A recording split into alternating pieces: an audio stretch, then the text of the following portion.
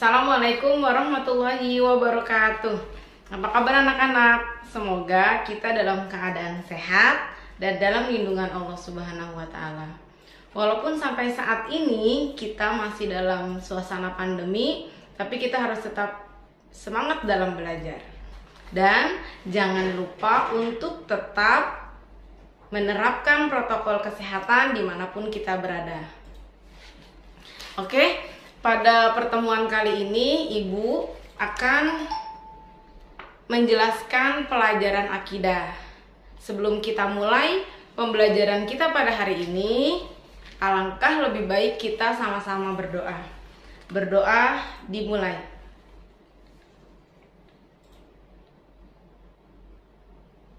Berdoa selesai. Oke, sekarang kalian siapkan buku paket akidah dan alat tulis lainnya. Kemudian kalian buka buku paket akidah halaman 3. Pada kesempatan ini kita akan mempelajari tentang kalimat thayyibah.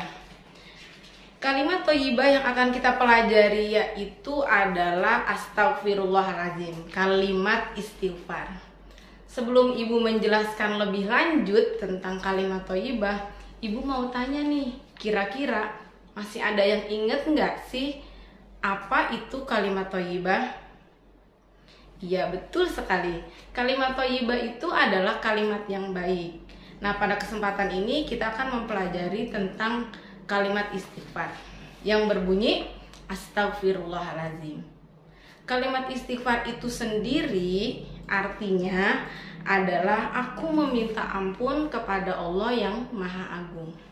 Jadi pada kalimat istighfar ini adalah persaksian bahwa kita memohon ampun kepada Allah atas kesalahan yang telah kita perbuat, sehingga kita berjanji untuk tidak mengulangi kesalahan itu. Dalam pergaulan kita sehari-hari, kita sering berjumpa dengan teman, dengan orang di sekitar. Kita banyak berinteraksi dengan orang-orang di sekeliling. Sadar atau tidak sadar, banyak kalimat yang mungkin kita salah dalam mengucap, sehingga melukai perasaan orang. Kemudian apa yang harus kita lakukan? Pastinya ketika kita memiliki kesalahan dengan orang lain, kita harus meminta maaf kepada orang yang bersangkutan. Karena yang namanya manusia pasti tidak akan pernah luput dari kesalahan, baik itu disengaja ataupun tidak disengaja. Nah, maka dari itu kita harus menyadari kesalahan kita dan meminta maaf atas apa yang telah kita perbuat. Di halaman 4 ini coba kalian lihat. Namun pada kenyataannya ada beberapa orang yang sukar untuk meminta maaf. Mungkin dengan alasan karena dia gengsi atau malu dan hal lain yang kita tidak tahu.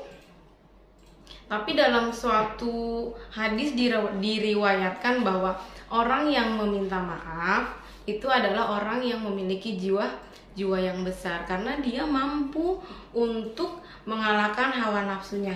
Sebagaimana di buku paket ada di halaman 4. Bukan seorang yang kuat itu yang kuat bergulat, akan tetapi orang yang sungguh kuat adalah yang dapat melawan hawa nafsunya ketika marah. Nah, itu yang dijelaskan dalam hadis tersebut.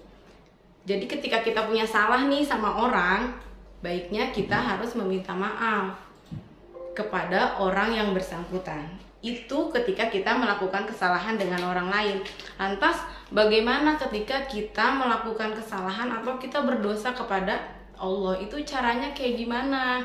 Nah, caranya adalah dengan memohon ampun, atau kita sering-sering mengucapkan kalimat istighfar.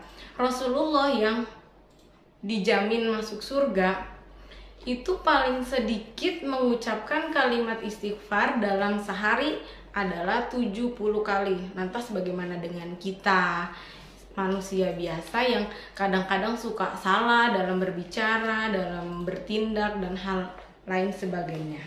Kemudian pada poin berikutnya yaitu kapan sih waktu kita mengucapkan kalimat istighfar?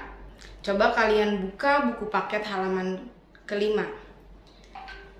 pada saat kapan saja kita mengucapkan kalimat istighfar atau astagfirullahaladzim? Yang pertama yaitu berzikir setelah melaksanakan sholat.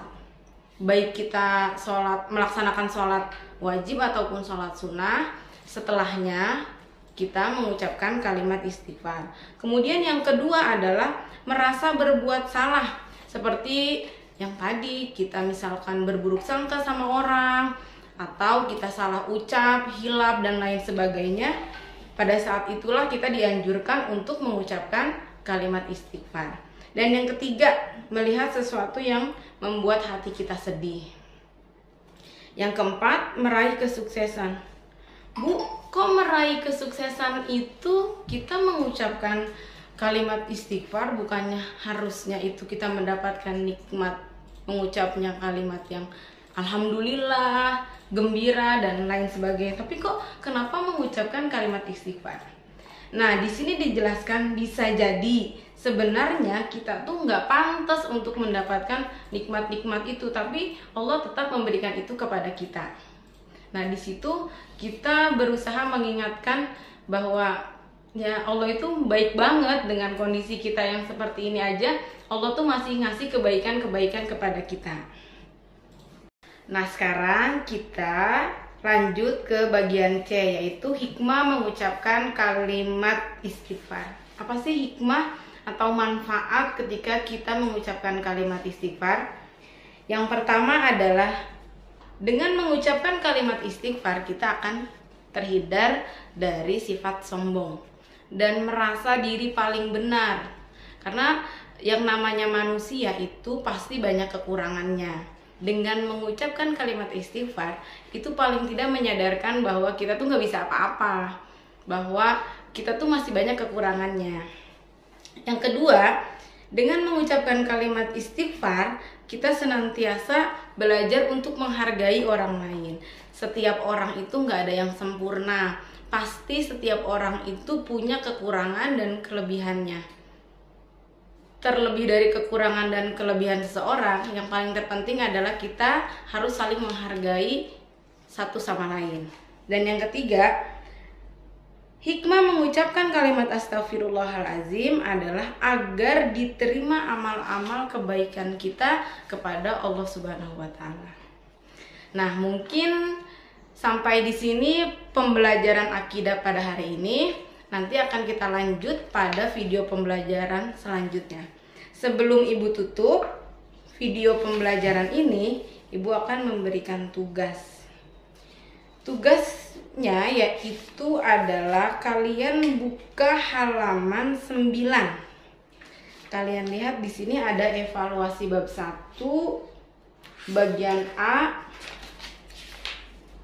bagian B, dan bagian C.